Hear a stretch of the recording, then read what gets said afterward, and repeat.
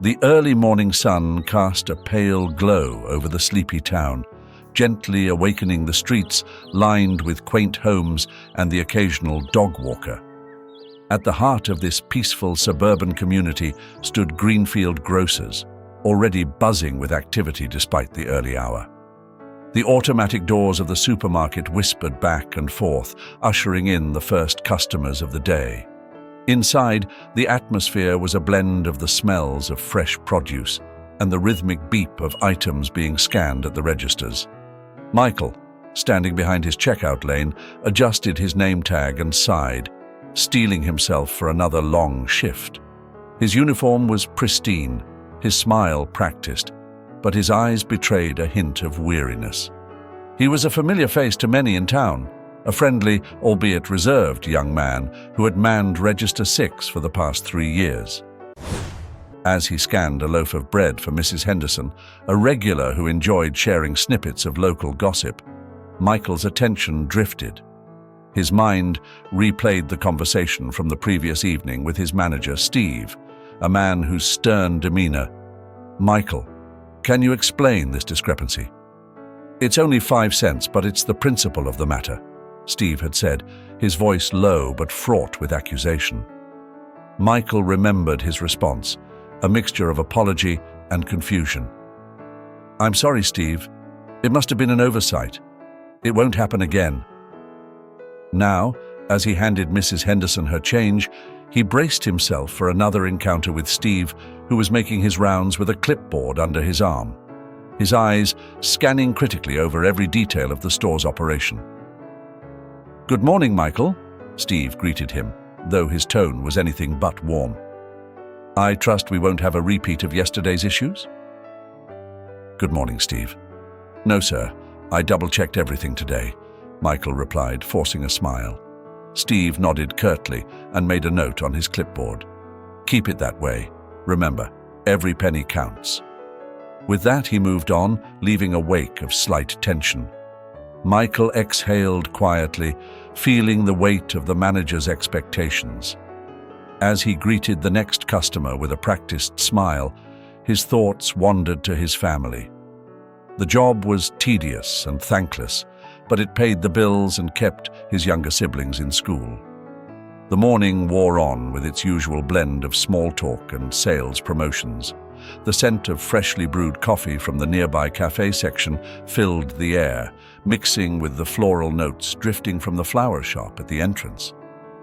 The usual hum of the supermarket was interrupted by an unusual sight that morning. Many curious eyes turned towards the entrance, and whispers began to ripple through the air. Michael looked up just in time to see an elderly man shuffle through the doors, the fluorescent lights casting an unforgiving glow on his sparse white hair and the only garment he wore, an adult diaper. The man, known to the community as Mr. Edwards, had lived in the town for years, often seen wandering the streets with a kind smile for passers-by. Today, however, his usual attire of worn slacks and a threadbare jacket was conspicuously absent, and in its place, the stark and unexpected sight of his current dress. A wave of giggles broke out from a group of teenagers near the bakery, their laughter sharp and jarring. Michael winced as he heard one of them snicker, "Look, Grandpa forgot his pants." From his cashier station, Michael felt a knot form in his stomach. He couldn't understand how quickly the crowd had turned cruel, their humanity slipping away as easily as coats in the warmth. He watched Mr. Edwards pause, his clear blue eyes scanning the store with a hint of confusion but no apparent embarrassment. "Shouldn't someone help him?" murmured the mother at Michael's checkout, her tone mixed with concern and discomfort as she tried to shield her child's eyes. Michael nodded, feeling a surge of resolve. "Excuse me for a moment," he said, placing the "Next Cashier Please" sign on his conveyor belt before stepping away from the register. "Mr. Edwards, are you all right?" Michael asked softly, careful to keep his voice respectful and free of any judgment. The elderly man turned to him, a small smile playing at the corners of his mouth. "Oh, Michael," "Yes, I'm quite all right, thank you. Just a bit of fresh air, you know," he replied, his voice trembling slightly with age, but imbued with a calm that seemed at odds with the setting.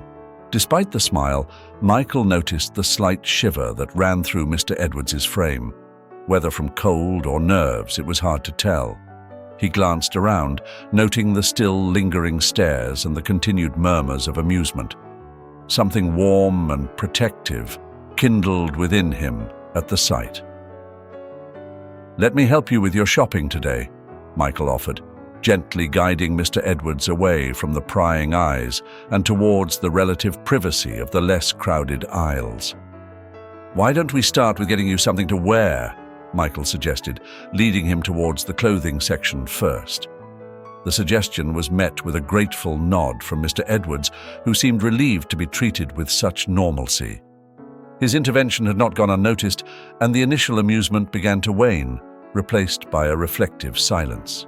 Michael had helped Mr. Edwards select a comfortable outfit, a soft, plaid flannel shirt and some khaki pants, which he now wore with quiet gratitude. The change in attire didn't erase the embarrassment of the morning's events, but it restored a measure of dignity to the elderly man as they approached the checkout lines. People were busy with their lives, some glancing at their watches, others absorbed in their phones. Yet, as Mr. Edwards and Michael neared the front, a hush began to fall over the nearest customers.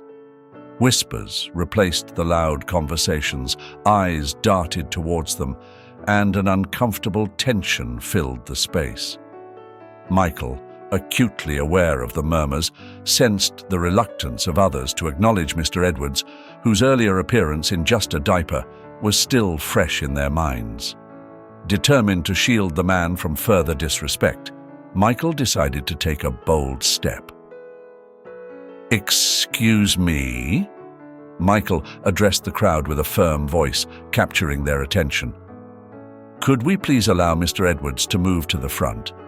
He's had a difficult morning, and your kindness would be greatly appreciated." His request met with mixed reactions. A few customers looked embarrassed, avoiding eye contact, while others frowned, clearly annoyed by the interruption to the usual protocol. One woman, clutching a basket tightly to her side, sighed loudly. "Why should he get special treatment?" she muttered, loud enough for those nearby to hear. Michael felt Mr. Edwards tense beside him, and he placed a reassuring hand on the elderly man's shoulder. "We all might need a bit of extra kindness someday," Michael replied gently, addressing not just the woman but the entire line. As they reached the front, Michael began scanning Mr. Edwards' groceries himself, ensuring each item was gently placed in the bag. The normalcy of the task seemed to calm Mr. Edwards, who offered a small smile of thanks. "Thank you, Michael," Mr. Edwards said, his voice low. "Not just for this, but for treating me like a person worth respecting." "It's what anyone deserves, Mr. Edwards," Michael responded, meeting the man's eyes with sincerity. Their interaction was not unnoticed. From a distance, Michael could feel the scrutinizing gaze of his manager, Steve, who had been observing the exchange with a furrowed brow. As Mr. Edwards left with his groceries, Steve approached Michael, his steps deliberate and his demeanor cold. "Michael, a word, please," Steve said, gesturing towards the end of the checkout counter. "Was it really necessary to disrupt the flow of business like that?" Steve asked, his voice stern. "You know we have protocols." Michael stood his ground, though he felt the weight of the confrontation. "I believe it was necessary, Steve. It was about more than just protocol. It was about humanity." Steve's eyes narrowed, and he glanced towards the door through which Mr. Edwards had exited. "I suppose your actions speak to your character, Michael. Just make sure they don't interfere with your responsibilities here." Steve's face reddened, a vein throbbing visibly at his temple. "Watch your mouth, Michael." He unclipped his name badge, the metallic clink overly loud in the quiet that followed his next words.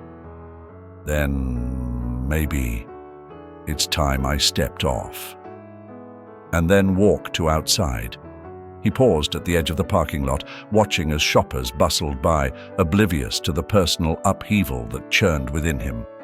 It was then that he noticed Mr. Edwards at the far end of the lot, struggling with his grocery bags. Compelled by concern, Michael hastened over to assist him. "Mr. Edwards, let me help you with those," Michael offered, taking some of the bags from the elderly man's trembling hands. "Thank you, Michael. I'm sorry you had to go through that because of me," Mr. Edwards said, his voice tinged with guilt. "It's not your fault, sir. I made a choice," Michael reassured him, offering a small smile.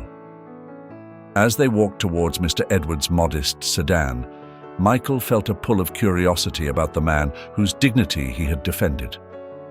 "Mr. Edwards, may I ask, why today? What made you come to the store like that?" Mr. Edwards paused before opening his car door, the lines on his face deepening with thought. "Sometimes, Michael, we must stand out to see who stands up," he said cryptically. Before Michael could probe further, Mr. Edwards' expression shifted as he glanced over Michael's shoulder. Turning, Michael saw Steve storming out of the supermarket towards them, his face a mask of fury. "There you are! You think you can just walk out and everything's fine?" "You're done here, Michael," Steve bellowed across the parking lot. Michael braced himself, ready to confront Steve once more. But before he could speak, Mr. Edwards stepped forward, a stern look replacing his usual gentle demeanor. "Actually, Steve, it is you who are done here," Mr. Edwards declared, his voice steady and commanding. Steve halted, confusion and anger mixing in his expression. "What are you talking about, old man?" Mr. Edwards reached into his coat, pulling out a sleek leather wallet. From it, he extracted a card and handed it to Steve, who took it reluctantly. As Steve read the card, his face paled. Michael peered over his shoulder and saw what appeared to be a high-level corporate ID for Greenfield Grocers, identifying Mr. Edwards as the chairman of the board. "This supermarket has been under my family's name for decades, and I will not allow you to run it into the ground with your poor management and lack of respect for others," Mr. Edwards stated, his voice firm.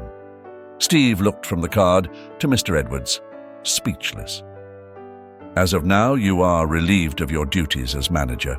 And Michael," Mr. Edwards turned, his eyes softening as he looked at the young man who had shown such integrity. "I would like you to step in as the interim manager. We need someone who leads with compassion." Michael was stunned. "Me? But you have shown more leadership today than has been seen in this store for a long time. Do you accept?" Mr. Edwards extended his hand, his gaze conveying a deep trust. Overwhelmed but invigorated by the sudden turn of events, Michael nodded and shook Mr. Edwards' hand. "Yes, sir. I'll do my best." Steve, meanwhile, stood frozen, the reality of his dismissal sinking in. Without another word, he turned and walked away, his defeat as palpable as the chilly wind that swept through the parking lot. As Michael watched Steve disappear, he realized the magnitude of what had just occurred. With a respectful nod to Mr. Edwards, Michael felt a renewed sense of purpose ignite within him, ready to embrace the challenges of his new role. Under the bright, early morning lights of Greenfield Grocers, Michael stood beside Arthur Edwards, facing the curious and expectant eyes of the supermarket staff. Arthur's voice rang clear. "Everyone, I'd like to introduce your new manager, Michael." Whispers of surprise, mingled with applause, filled the air as Michael stepped forward. "Thank you, Mr. Edwards. My commitment is to foster a place where respect and teamwork are the foundation of everything we do," he said, his voice steady with newfound authority. As weeks turned into months, the changes were palpable. Aisles were rearranged for easier access, staff meetings became forums for sharing ideas, and customer complaints turned into thank you notes. Michael often paused during his new routines, overwhelmed by the positive impact of simple kindness and leadership. The supermarket wasn't just a store anymore, it was a community hub, thriving with happy employees and satisfied customers.